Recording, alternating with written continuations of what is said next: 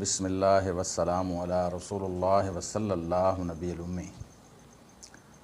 दोस्तों, on air materia Medica के सिलसिले को थोड़ा सा मुनक़ता करते हुए कुछ दिमागी अमराज पर अर्ज़ करने की कोशिश करूँगा,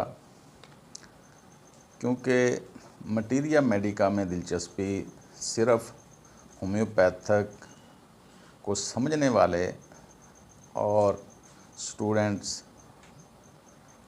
की ज़्यादा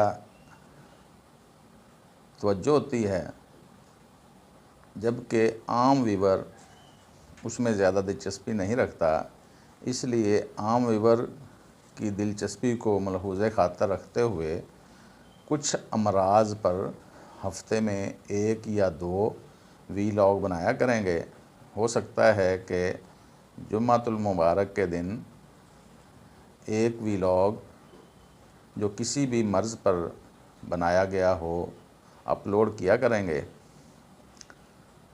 आज मैंने सिलेक्शन की है कि क्यों ना पहले दिमागी अमराज पर बात की जाए, क्योंकि जिस तरह होम्योपैथ लवर और होम्योपैथी जानने वालों को मालूम है कि होम्योपैथी दिमागी अलामात पर फोकियत देती है, उनको फ़र्स्ट ग्रेड सिम्टम माना जाता है।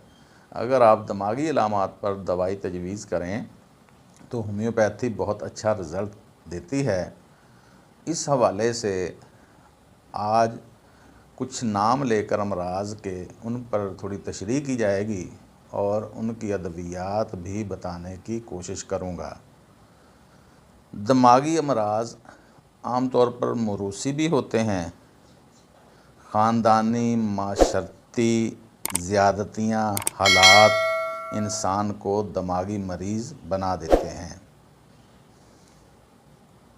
बाज़ औक़ात दिमागी चोट, एक्सीडेंटली कोई चोट लग जाए तो उससे भी दिमागी मर्ज़ पैदा हो जाती है। बहुत ज़्यादा हसास लोग दिमागी अमराज के जल्द शिकार हो जाते हैं। जैसा कि मैंने पहले अर्ज़ किया है कि होम्योपैथी में अमराज के नाम के साथ कोई मुनासबत नहीं है। अमराज के नाम को कोई ख़ास अहमियत नहीं दी जाती। सिर्फ़ अलामाती बेस होम्योपैथिक इलाज फ़राहम करता है, यानी अलामात दिमागी हों, जिस्मानी हों, उनके हवाले से मुख्तलिफ़ अद्वियात होती हैं। अलामात की वजह से ही मुख्तलिफ़ अमराज की रहनुमाई सामने आती है। इसके बावजूद कोशिश कर रहा हूँ कि दिमागी अमराज का नाम लेकर उसको एक्सप्लेन करूं और उससे मुतल्लिका कुछ अद्विया प्रोनाउंस करूं। सबसे पहले हम बात करते हैं शिज़ोफ्रेनिया।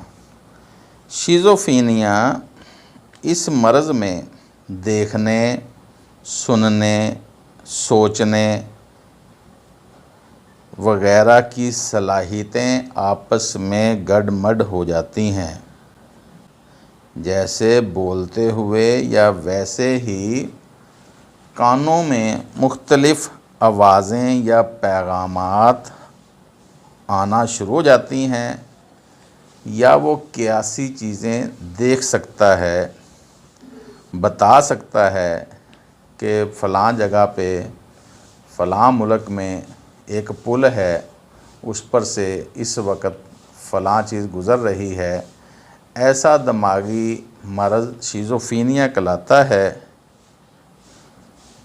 ये अचानक हंसने भी लग सकता है और अचानक रोना भी शुरू कर सकता है। बैठे रहना या भागे फिरना भी शिज़ोफ्रेनिया का एक सिम्टम है। किसी एक मौजू पर मतवातर गुफ्तगू नहीं कर सकता, अपनी बोलचाल में मौजू बदलता रहता है। ये शिज़ोफ्रेनिया मुख्तसर, जैसे मैंने पहले अर्ज़ किया है कि मुख्तसर बयान करने की कोशिश करेंगे, जो ऑथेंटिक हो उस हवाले से बात किया करेंगे।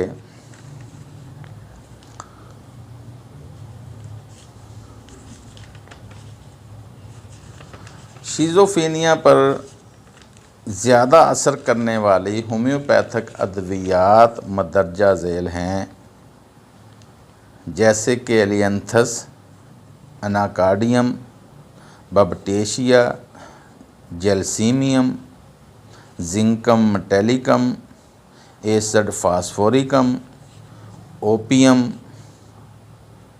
और नक्स मोसाकाटा। थोड़ी सी तशरीहन बताते हैं। जैसे भूत, जिन्नात और तसव्वुराती चीज़ें नज़र आनी शुरू हो जाएं तो बेलाडोना बड़ी अच्छी दवाई है। इसी तरह बैठे बैठे या आवाज़ें सुनता हो, वहाँ कोई होता नहीं लेकिन मरीज़ आवाज़ें सुनता है, तो दवाइयाँ 2-3 हैं इसमें जो बहुत ज़्यादा कारगर हैं। पहले नंबर पर फास्फोरस है, कैमोमेला है, स्ट्रामोनियम है, कैनाबस इंडिका है, अनाकार्डियम है। अचानक हंसने लग सकता है तो कैनाबस इंडिका, कैनाबस टाइवा बड़ी ज़बरदस्त दवाई है। अचानक मरीज़ रोने लग जाए तो पल्सटीला, सीपिया, अग्नेशिया, नेट्रोम्योर बहुत ज़बरदस्त उस पेशेंट का इलाज करने में कामयाबी दिलाती हैं। भागा भागा फिरने वाला मरीज़ आमतौर पर कैंथरस, स्ट्रामोनियम, वराइट्रम, वराइड और हायोसेमस का होता है। उछलने कूदने के साथ नुकसान भी करता हो तो बेलाडोना और हायोसेमस पे ध्यान जाएगा। जानवर, कीड़े मकोड़े या चेहरे नज़र आएँ तसव्वुराती तौर पर मरीज़ को, तो एकोनाइट, बेलाडोना, मार्फिनम, ओपियम, अनाकार्डियम, हायोसेमस, स्ट्रामोनियम में तलाश करेंगे। शिज़ोफ्रेनिया पे हम अभी बात कर रहे थे।